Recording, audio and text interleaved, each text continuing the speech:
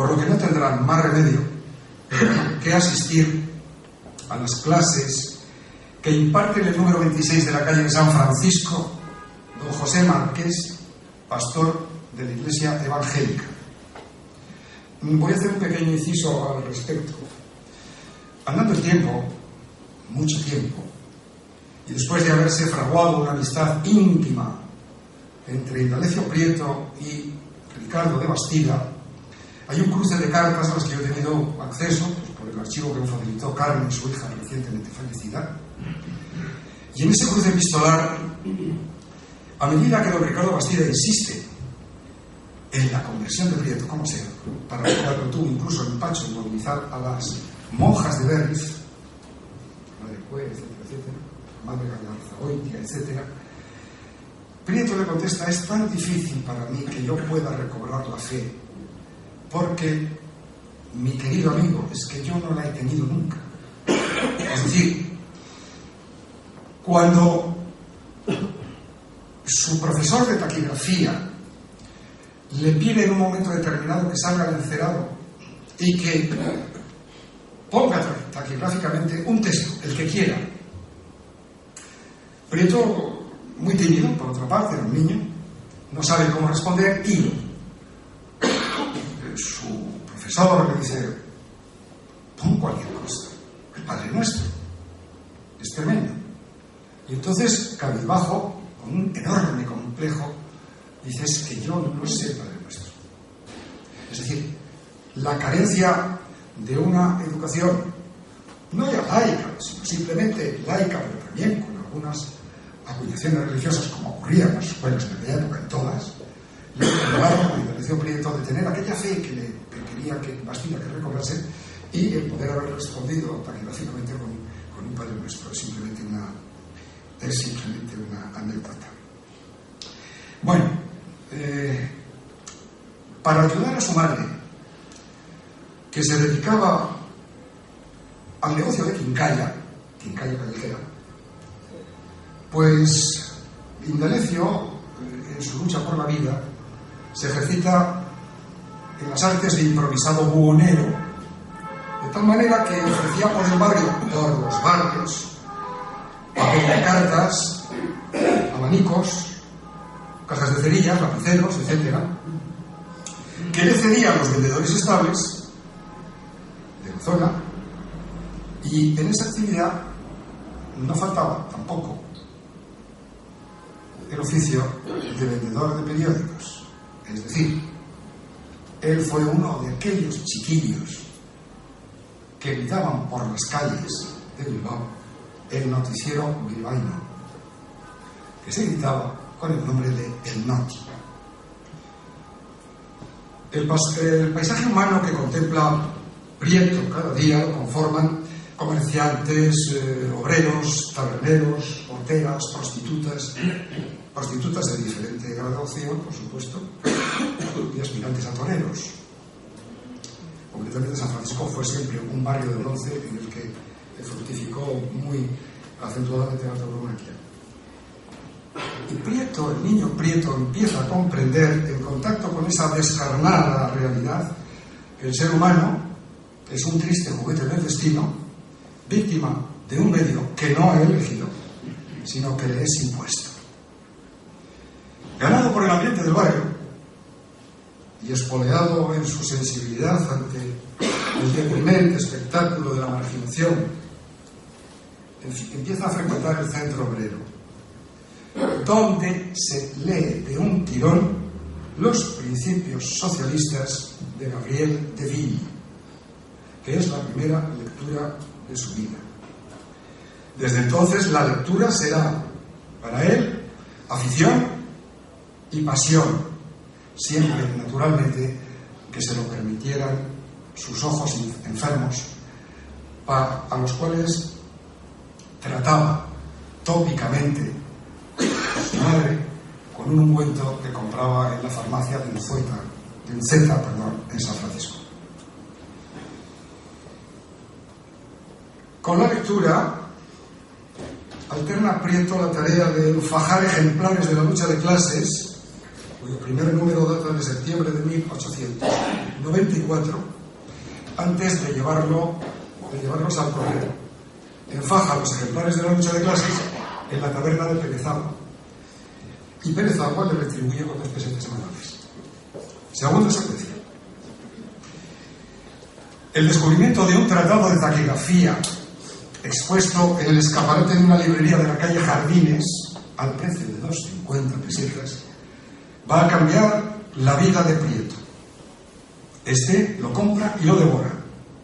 Complementa sus conocimientos con las clases vespertinas que en el Instituto Vizcaíno, al pie de las calzadas de Bayona, imparte don Miguel Coloma, el del Padre Nuestro.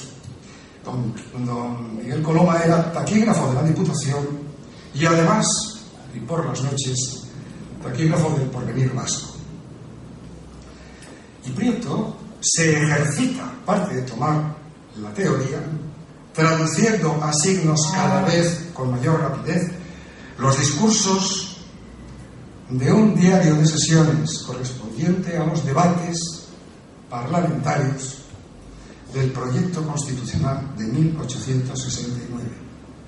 Consideren ustedes que es una manera, mejor que otras muchas, de iniciarse prácticamente en la política. Gracias a la taquigrafía, entrará en el periodismo. Primero en el Porvenir Vasco, que ya hemos citado, donde coincidió con Ramiro de Maeztu, y después en La Voz de Vizcaya, que estaba en el número 2 de la calle Jardines, donde, por cierto, tenía también su sede el Club Sabusá, tertulia de trasnochadores en competencia con el Curling Club. En La Voz de Vizcaya de 1899, la viuda de Valle, que era la propietaria del negocio, se le asigna un sueldo mensual de 125 pesetas, una cantidad ya muy respetada. Al año siguiente firma en la lucha de clases que dirigía Álvaro Ortiz, el periodista ciego, y que quizás en razón de la dolencia de sus ojos le tomó un especial cariño a Prieto por la dolencia de los suyos. Digo que Prieto firma el primer artículo de su vida con el seudónimo de Teiprio. El artículo se titulaba A organizarse, 21 de abril de 1900. Es muy curioso, lo que pasa es que no quisiera explicar demasiado. Ese título, A organizarse, viene a coincidir sin que Prieto lo supiera, sino por pura intuición y, lógicamente, por un sentido absolutamente práctico de la política que él tuvo siempre. Digo que viene a coincidir con los planteamientos de los socialistas madrileños, que siempre vieron en los socialistas vizcaínos mucha acción pero poca organización. Es decir, es cierto que el socialismo madrileño tenía una clase especial. Allí proliferaban los tipógrafos, que era una clase muy notable dentro de la profesión o dentro del obrerismo. En Vizcaya no eran precisamente tipógrafos, aunque alguno hubiera, era mucho más obrerista de base, de calle, más desgarrada. Y siempre los socialistas, empezando por Pablo Iglesias, reprochaba a los socialistas vizcaínos que eran demasiado espontáneos y que necesitaban organización. Bueno, esto yo creo que Prieto no lo sabía cuando escribe este artículo. Sin embargo, hay una clara intuición. Ve que hay un cierto desorden, ve que hay una manera de entender la política que se hace desde la agrupación de una manera un tanto burda. Y ese artículo, que dice a organizarse, está sentando las bases de lo que, de una manera directa y a veces soterrada, Pablo Iglesias exigió a sus militantes. Si es necesaria una huelga, se hace, solía decir Pablo Iglesias, pero con organización. Si se puede evitar una huelga, se evita.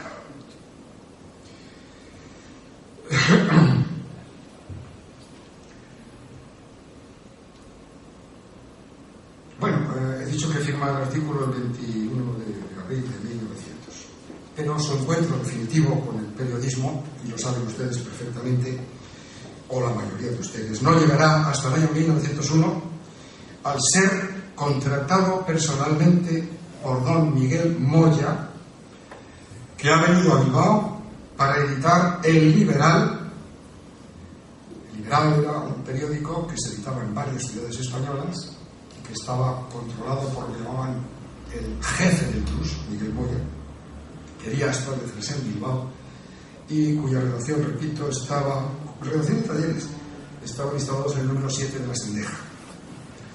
Moya quería para El Liberal, bilbaíno, al mejor taquígrafo de la ciudad, y dio con Prieto, al que le ofreció un sueldo que casi doblaba el que cobraba en La Voz de Vizcaya, y que prácticamente, fíjense ustedes, era prácticamente el mismo que el que en Madrid cobraban personalidades periodísticas tan acreditadas como Zozaya o Vicenta. Tercera secuencia. El 2 de enero de 1904, Indalecio Prieto, Eulogio Urréjola, Miguel Armentia, Nicolás Zárate, Ireneo Muñoz y Ángel Lafuente se reúnen en Iturbide 25 III, convocados por Tomás Meave para redactar los estatutos de la Juventud Socialista de Bilbao, ideada por Meave. Aquella Juventud Socialista sería el germen de las futuras Juventudes Socialistas de España. Prieto tiene 21 años y ese mismo año, 1904, el 9 de abril, contrae matrimonio civil con Dolores Cerezo González, que tiene 17 abriles, hija de Claudio Cerezo, concejal socialista del Ayuntamiento de Bilbao y zapatero de profesión. La pareja se instaló en la calle Arechaga número 4 primero. Un año después se abre la primera crisis del socialismo vizcaíno. Todo porque la Juventud Socialista de Bilbao, inspirada por Meave, no rehúye un entendimiento con los jóvenes republicanos, asunto que es mal visto por el aparato del partido, que en su octavo congreso decide la no colaboración, tesis que no comparten ni Meave ni Prieto, frente a la opinión de Pablo Iglesias y naturalmente de Facundo Pérez Agua, que hasta la fecha seguía llevando el mando. Se gesta de esta manera. Es aquí, es en estas fechas y no en otras, como yo he leído y mal escrito. Se gesta la conjunción republicano-socialista vizcaína en esas fechas, que brotará en las elecciones del 7, de 1907.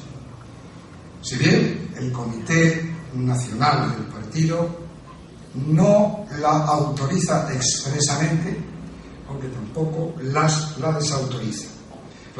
Sin embargo, aquella conjunción salió triunfante en Bilbao a partir de las elecciones de 1907. En abril de 1911 se celebran elecciones provinciales. Lo que voy a decir les va a chocar a ustedes. Contra la propia voluntad de nuestro personaje,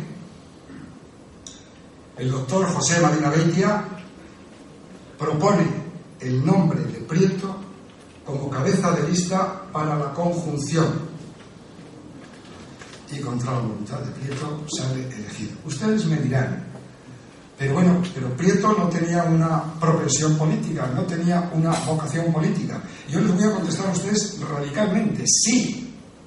Y con el paso de los años, esa propensión se fue haciendo casi hábito, casi sustancia propia.